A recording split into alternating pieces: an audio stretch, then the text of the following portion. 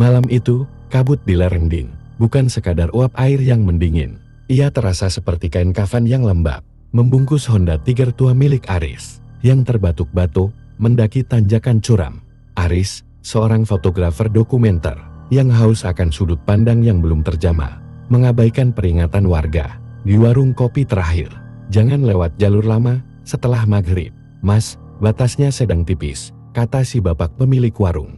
Dengan mata yang tak berkedip, Aris hanya tersenyum tipis. Baginya, batas tipis hanyalah bahasa puitis untuk cuaca buruk. Namun, ketika mesin motornya mati total, tepat di depan sebuah gapura kayu yang lapuk, kesombongan itu mulai terkikis.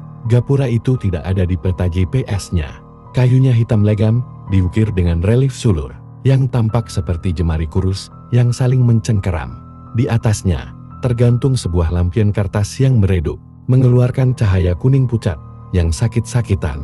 Aris mencoba menyalakan motornya, nihil. Ia turun, menuntun motornya, melewati gapura tersebut, berharap menemukan pemukiman, atau setidaknya bengkel darurat. Begitu ia melintasi garis bayangan gapura, suara serangga malam, yang tadinya memekakkan telinga, mendadak senyap. Begitu sunyi, hingga Aris bisa mendengar detak jantungnya sendiri, yang berdegup kencang, melawan tulang rusuknya.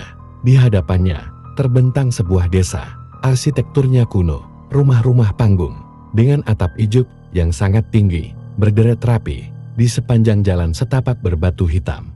Tidak ada aspal, tidak ada kabel listrik, hanya obor-obor bambu yang menyala dengan api berwarna hijau kebiruan, tidak bergoyang sedikit pun, meski angin malam berembus kencang. Aris berjalan menuju sebuah rumah yang pintunya terbuka sedikit.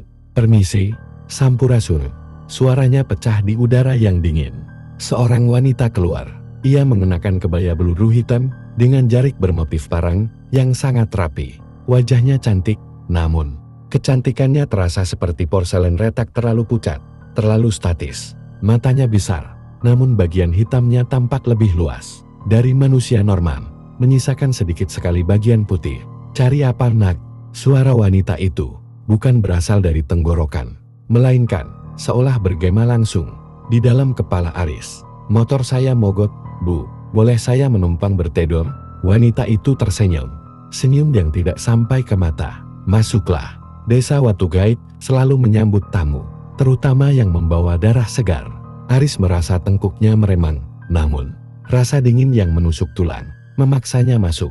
Di dalam rumah, aroma melati busuk dan kemenyat memenuhi ruangan.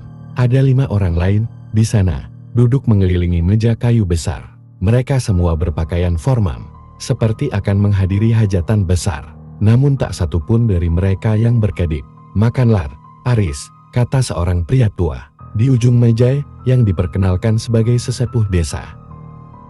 Aris terkejut. "Bagaimana Bapak tahu nama saya?" "Angin berbisik lebih cepat dari langkah kakimu," jawab si tua, sembari menyodorkan piring berisi nasi kuning yang berkilau. Aris melihat makanan itu dengan lapar. Namun, insting fotografernya yang biasa melihat detail terkecil, menyadari sesuatu yang mengerikan. Di bawah cahaya obor yang remang, nasi kuning itu tampak bergerak-gerak. Saat ia mendekatkan wajahnya, ia menyadari itu bukan nasi, melainkan ribuan ulat belatung kecil yang diwarnai kunyit dan daging di sampingnya. Itu tampak seperti potongan jari manusia dengan kuku yang masih menempel. Ia meletakkan sendoknya dengan gemetar. "Maaf, saya tidak lapar." Suasana ruangan mendadak berubah. Suhu turun drastis, hingga napas Aris membentuk kabut tebal. Keenam orang di meja itu menoleh serentak ke arahnya dengan gerakan patah-patah, seperti boneka kayu yang dipaksa bergerak. "Tamu yang menolak pemberian kami," desis si wanita berkebaya. "Berarti ingin menjadi bagian dari kami." Aris berlari keluar rumah, meninggalkan motor dan tas kameranya. Ia berlari menyusuri jalan berbatu. Namun desa itu seolah melar, seolah-olah ia berada di atas treadmill raksasa. Rumah-rumah yang sama terus terulang. Tiba-tiba, ia sampai di sebuah alun-alun luas di tengah desa. Di sana, ratusan penduduk desa berdiri, mematung, semuanya menghadap ke arah sebuah pohon beringin raksasa yang akar-akarnya menjuntai, seperti usus yang digantung. Di antara akar-akar itu, Aris melihat pemandangan yang membuatnya ingin muntah. Orang-orang yang dilaporkan hilang di berita lokal ada di sana. Mereka tidak mati, tapi juga tidak hidup. Tubuh mereka menyatu dengan batang pohon, kulit mereka berubah menjadi kulit kayu, sementara mulut mereka menganga lebar, mengeluarkan suara rintihan, frekuensi rendah yang menyayat jiwa. Kau melihatnya, Aris? Sebuah suara berat muncul dari balik pohon. Seorang pria jangkung, dengan pakaian bangsawan Jawa kuno, muncul. Kepalanya tidak ada, namun di tangannya ia memegang sebuah kepala manusia, yang masih berdarah, kepala yang wajahnya sangat mirip dengan Aris. Ini adalah masa depanmu. Di desa Watu Gaib, waktu tidak berjalan melingkar. Ia berhenti, dan kau akan menjadi saksi abadi dari kesunyian kami. Aris teringat pesan ibunya, jika tersesat di alam lain, balikkan bajumu dan jangan pernah menoleh ke belakang, sampai kau mendengar suara adzan. Dengan tangan gemetar, ia melepas jaket dan kaosnya dalam pelarian, membaliknya dengan terburu-buru, hingga kulitnya tergores semak berduri, yang terasa seperti kawat silet. Ia berlari sekuat tenaga, menuju arah gapura. Penduduk desa mulai mengejarnya. Mereka tidak berlari, mereka melayang. Gerakan mereka halus, namun sangat cepat, seperti bayangan yang diproyeksikan ke dinding. Tangan-tangan pucat, dengan kuku hitam panjang, mencoba menggapai punggungnya. Pulang Paris, temani kami, bisikan itu ribuan jumlahnya, memenuhi telinganya, hingga telinganya berdarah. Tepat saat sebuah tangan dingin mencengkeram lehernya, sebuah suara sayup-sayup terdengar dari kejauhan. Suara azan subuh, yang tidak sempurna, namun cukup untuk menggetarkan realitas di sekitarnya. Allahu Akbar, Allahu Akbar. Dunia di sekitar Aris bergoyang hebat. Desa Watu Gaib mulai memudar, seperti cat air yang tersiram hujan. Rumah-rumah panggung berubah menjadi nisan-nisan tua yang tertutup lumut, dan penduduk desa yang mengejarnya berubah menjadi kepulan asap hitam yang menjerit, sebelum hilang ditelan cahaya fajar yang mulai menyembul di ufuk timur. Aris tersungkur di tanah yang lembab. Saat ia membuka mata, ia berada di tengah-tengah pemakaman tua yang terbengkalai di pinggir tebing. Honda Tigernya tergeletak di samping sebuah pohon beringin tua yang akarnya melilit sebuah nisan tanpa nama. Ia meraba lehernya. Ada bekas lebam hitam berbentuk 5 jari yang membiru. Aris tidak menunggu lagi. Ia mencoba menyalakan motornya, dan entah bagaimana, mesin itu menderu hidup pada tarikan pertama. Ia memacu motornya turun gunung, tanpa pernah menoleh ke spion. 1 minggu kemudian, di rumahnya di Jakarta, Aris mencoba mencuci sisa-sisa trauma tersebut. Ia mengambil kameranya yang sempat tertinggal, yang secara ajaib ditemukan warga di pinggir jalan keesokan harinya. Ia membuka kartu memori untuk melihat hasil fotonya. Hampir semua foto hanya berisi noise hitam. Namun, ada satu foto terakhir yang diambil secara otomatis saat ia berlari. Foto itu memperlihatkan punggung Aris yang sedang lari menjauh. Namun, di atas pundaknya terlihat sebuah wajah wanita pucat dengan mata hitam legam sedang berbisik ke telinganya. Di bawah foto itu tertera tanggal digital 4 Februari tahun 2026, dan di bawah bantalnya Aris menemukan sebutir nasi kuning yang masih hangat, berubah perlahan menjadi seekor belatung yang menggeliat. Luka di leher Aris mungkin memudar, namun undangan dari desa Watu Gaib tidak pernah benar-benar dibatalkan. Sementara Aris berjuang mempertahankan kewarasannya di Jakarta, di Lerengding yang berkabut, desa itu mulai menagih hutangnya. 3 hari setelah pelarian Aris, seorang pria tua bernama Pak Danu, juru kunci makam keramat di kaki gunung, menemukan sesuatu yang ganjil. Saat ia sedang menyapu dedaunan kering, ia melihat jejak ban motor yang berhenti tepat di depan sebuah pohon beringin tua. Namun, bukan jejak ban itu yang membuatnya membeku. Di batang pohon beringin yang kasar, muncul sebuah guratan baru yang menyerupai wajah manusia. Wajah itu tampak menderita dengan mulut yang terbuka, seolah sedang berteriak tanpa suara. "Sudah ada yang masuk lagi," bisik Pak Danu dengan suara serak, dan dia membawa sesuatu keluar. Di desa Watu Gaib, waktu tidak mengenal siang. Langit di sana selalu berwarna ungu tembaga, seperti luka yang memar. Wanita berkebaya beludur hitam itu berdiri di tepi jurang dimensi, menatap ke arah dunia terang, dunia tempat Aris berada. Ia memegang secari kain dari jaket Aris yang tertinggal. Kain itu masih menyimpan aroma keringat dan ketakutan. "Dia sudah mencicipi jamuan kita," desisnya kepada sosok tanpa kepala yang berdiri di sampingnya. Darahnya sudah terikat dengan tanah ini. Panggil dia kembali melalui cermin-cermin yang ia miliki. Di sekeliling mereka, penduduk desa mulai menari. Gerakan mereka tidak mengikuti irama musik, melainkan mengikuti detak jantung Aris yang ribuan kilometer jauhnya. Setiap kali kaki mereka menghentak tanah gaib di Jakarta, Aris merasakan dadanya sesak, seperti dihantam palu godam. Di apartemennya yang sunyi, Aris mulai kehilangan kendali. Setiap permukaan yang memantulkan cahaya, cermin kamar mandi, layar ponsel, hingga lensa kameranya, tidak lagi menampilkan bayangannya sendiri. Malam itu, saat ia sedang mengedit foto-fotonya, layar monitornya mendadak mati. Dalam kegelapan layar yang hitam pekat, Aris melihat pantulan dirinya. Namun, di belakang pantulannya, berdiri wanita berkebaya hitam itu. Wanita itu perlahan mengulurkan tangan dari dalam layar. Jemarinya yang pucat dan dingin mulai keluar menembus monitor, meraba meja kerja Aris. "Pulanglah, Aris. Tempatmu di sini." Di antara akar beringil, bisik suara itu memenuhi ruangan hingga getarannya merontokkan pajangan di dinding. Aris mencoba berteriak, namun suaranya hilang. Ia menyadari bahwa separuh jiwanya telah tertinggal di waktu gaib.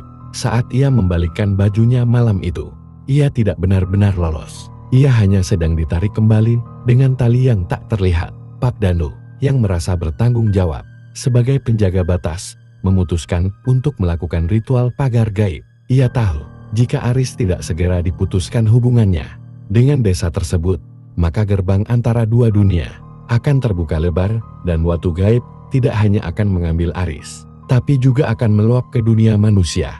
Ia mengambil segenggam tanah pemakaman dan membungkusnya dengan kain putih.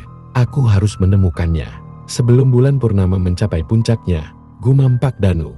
Namun, saat ia berbalik untuk meninggalkan pemakaman, ia melihat Honda Tiger milik Aris, yang seharusnya sudah dibawa pulang oleh pemiliknya, kini terparkir rapi di tengah jalan setapak. Mesinnya menyala sendiri, mengeluarkan asap hitam yang membentuk sosok-sosok manusia kerdil yang tertawa cekikikan. Desa itu tidak lagi menunggu Aris datang. Desa itu yang datang menjemputnya. Aris terbangun di tengah malam dengan rasa haus yang luar biasa. Saat ia menuju dapur, ia melihat seluruh lantai apartemennya telah berubah menjadi tanah hitam yang basah dan berbau kembang 7 rupa.